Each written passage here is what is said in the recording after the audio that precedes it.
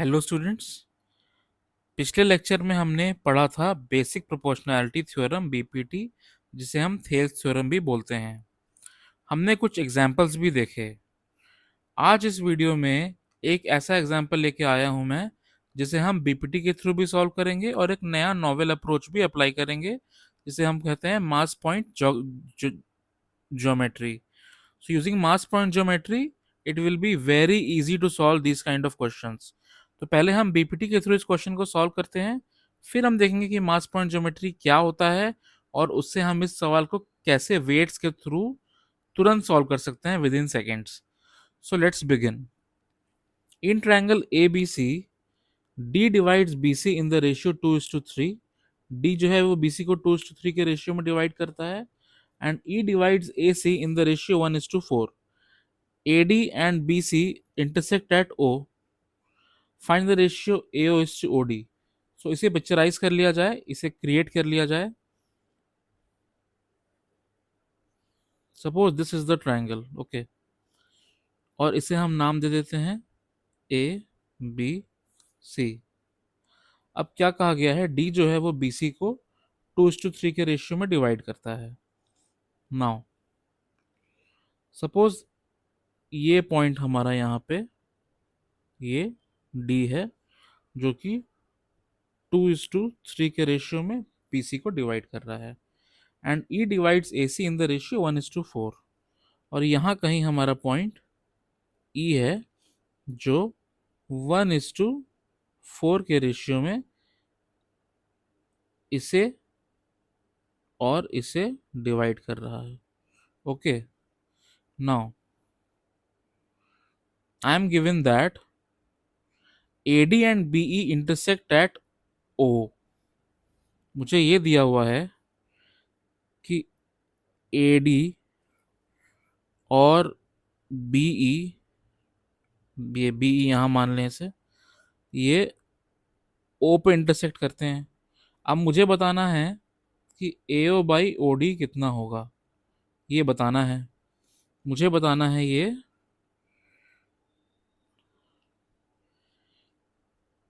AO upon OD। तो मैं क्या करूँगा, मैं बीपीटी के हेल्प से इसे कैसे सॉल्व करूँगा। AO बाई OD बताना है, तो मैं थोड़ा इरेज कर लूँ इन्हें। हाँ, अब हम इसे सॉल्व करेंगे। मुझे ये मालूम है कि बीपीटी में एक ट्रायंगल दिया होता है, तो उसके दो साइड्स का रेशियो प्रोपोर्शनल इक्वल होता है जब एक पैरेलल लाइन हम ड्रॉ करके उसे कट कर देते हैं। तो यहाँ पे हम क्या करेंगे, हमें AO इस टू OD चाहिए, तो एक ऐसा कंस्ट्रक्शन करेंगे जिससे एक ट्रायंगल में दो पैरेलल लाइंस मिल जाए हमें, और AO इस टू OD उससे कहीं ना कहीं से निकल के आए। तो हम क्या करेंगे, यहाँ पर हम D से BE के पैरेलल एक लाइन ड्रॉ करेंगे। We will draw a line like this, which is parallel to BE. These are parallel lines, and it intersects AC at, let's say, X. Okay, let's say ये यहाँ पे X पे intersect कर रहा है। Okay, अब हम क्या करेंगे, दो ट्रायंगल्स को ऑब्जर्व करेंगे। We will observe two triangles. एक ट्रायंगल BEC और एक triangle ADC, sorry ADX। Okay, अब जब हम BEC को ऑब्जर्व करते हैं तो हम ये देखते हैं कि BEC में B के पैरेलल DX है, जो कि BC और EC को कट कर रहा है। तो इससे BPT लगा के, using BPT, I will get a result here. वो क्या होगा, लेट्स सी। मैं क्या बोल सकता हूं, BD is to DC equals to EX is to XC। जिस BD is to D C is to equals to E X is to X C. Yes, तो इसे हम लिखेंगे B D is to D C equals to E X by X C. E X by X C. अब हमें दिया हुआ है B D is to D C is 2:3। So यहां से हमें मिल गया ये 2/3 है। Again observe triangle A D x. A D x में क्या ओ ई डी एक्स के पैरेलल है? हाँ है। क्या ए डी को कट कर रहा है ओ पे और ए एक्स को कट कर रहा है ई पे? हाँ कर रहा है। तो यहां पर मैं जो हूं फिर से बीपीटी लगाऊंगा। Using BPT what I'll get here is AO by OD is AE by EX. AO by OD is AE by EX। अगर ये मुझे पता चल गया तो क्या मेरा आंसर आ जाएगा? तो ये कैसे करना है ये देखते हैं। चलिए अब हम ये मान लेते हैं कि AE जो है वो अल्फा है, लेट्स से अल्फा। तो क्या EC 4 अल्फा हो जाएगा? क्योंकि A is to EC is 1:4 दिया हुआ है। AE बाई EC 1:4 ये दिया हुआ है क्वेश्चन में। अब AE अल्फा है, EC 4 अल्फा है और EX इज टू XC मुझे पता है यहां से। EX is to XC is 2/3। So EC is 4 alpha. EC is 4 alpha. This length here is 4 alpha. So EC I can write EX plus XC which is 4 alpha. तो यहां से मैं क्या लिख सकता हूं?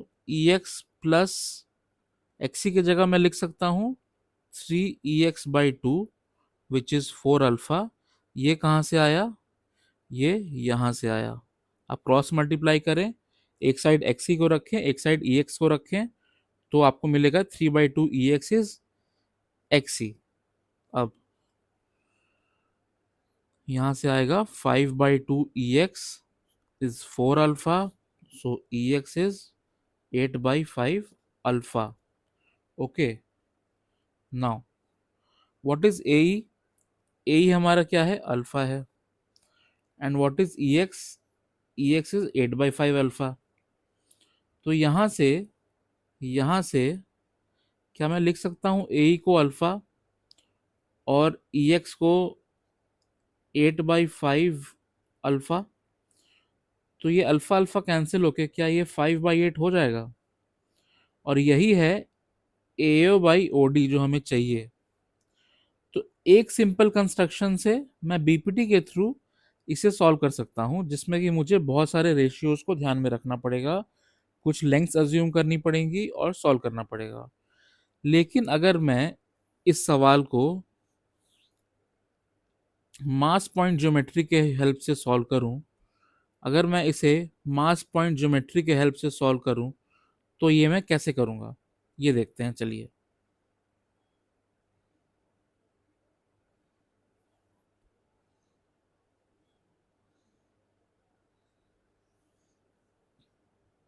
ये हमारा ट्रायंगल है ABC।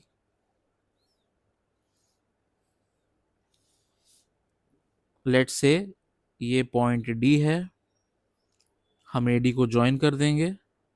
लेट्स से ये पॉइंट E है, हम BE को ज्वाइन कर देंगे। रेशियोज हमारे पास हैं 2:3, यहाँ पर है 2:3 और यहाँ पर है 1:4। अब हमारे पास ये O है और हमें AO/OD बताना है। हम इसमें क्या करते हैं? कुछ वेट्स असाइन करते हैं, कुछ वर्चुअल वेट्स, ओरिजिनल नहीं वर्चुअल। बेसिक कंसेप्ट क्या है?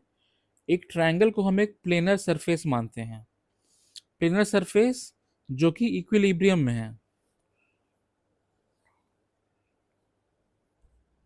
A triangle is in equilibrium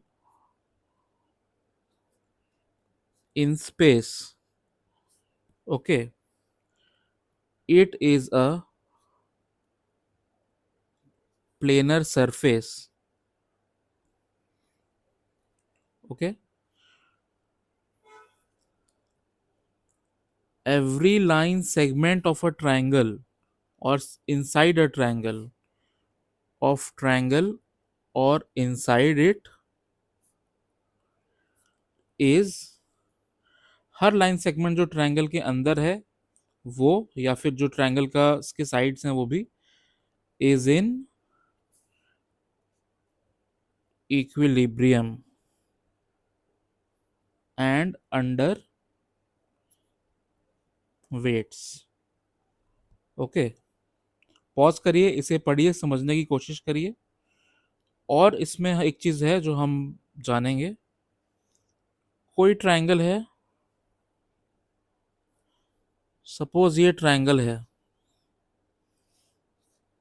और ए बी सी, ये एक पॉइंट है डी, और ये लेंथ बी डी है, ये लेंथ डी सी है. ओके, अब हम ये अज्यूम करते हैं, ये अज्यूम किया जाता है कि हर वर्टेक्स पे हमने कुछ वेट्स असाइन किए हैं और उस वेट का रेशियो ऐसा है that is in inverse ratio of the distance that the equilibrium point has from the vertices. इसका क्या मतलब हुआ? जैसे यहां पर बी पे सपोज मैं डब्ल्यू बी वेट रखता हूं और सी पे मैं डब्ल्यू सी वेट रखता हूं, तो इसका क्या फॉर्मूला है? W B into this distance, the distance of B from equilibrium point D. इस लाइन सेगमेंट बीसी के लिए D is the equilibrium point we are assuming, तो into B D equal to W C into D C. ये आपको याद रखना है, ठीक है? ये आपको एमपीजी के लिए, मास पॉइंट ज्योमेट्री के लिए ये याद रखना है. तो अब इसे हम अप्लाई करते हैं और इसको तुरंत सॉल्व करने की कोशिश करते हैं. B D is to D C is 2:3. Okay, so this upon this is 2/3. तो यहां पे अगर मास में 3 रख रहा हूं तो यहां पे मास कितना हो जाएगा? 2 हो जाएगा. Let mass here be 3m. Suppose m 3m हमने ले लिया, m कोई भी इंटीजर हो और नेचुरल नंबर हो. ओके, तो यहां पे 2m हो गया. अब AE is to EC is 1:4. तो अगर AC में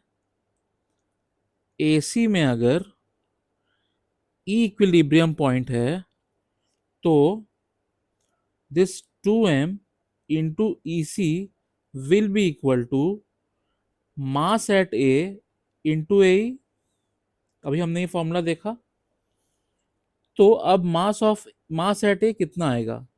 2m into EC upon AE which is 4. This will be 8m. This thing is 4/1. So mass at A is 8m. 1:4 का रेशियो है तो उसका इन्वर्स कर देंगे. इन्वर्स कर देंगे तो जो A के पास मास है वो C के पास जो मास है उसका 4 गुना हो जाएगा. तो यहाँ पे 8m का मास है. ओके, अब D has balanced BC. Line segment BC को D बैलेंस किया हुआ है, तो D पे कितना वेट होगा आप सोचो. B का वेट 3m है, C का वेट 2m है, तो D पे क्या मैं बोलूंगा? Mass of B plus mass of C which is equals to 5m. यहाँ पे 5m जो है वो वेट है. अब लाइन सेगमेंट AD को स्टडी करते हैं. लाइन सेगमेंट AD को स्टडी करते हैं, इसको स्टडी करते हैं. इसमें हमें ये दिख रहा है, वी कैन सी कि D पे 5m का वेट है, A पे 8m का वेट है. तो आपका एओ बाई ओडी कितना होगा? इसका रेशियो और इसका रेशियो क्या वेट्स के इनवर्स रेशियो में होगा? तो ये क्या 5/8 हो जाएगा? 5/8 हो जाएगा।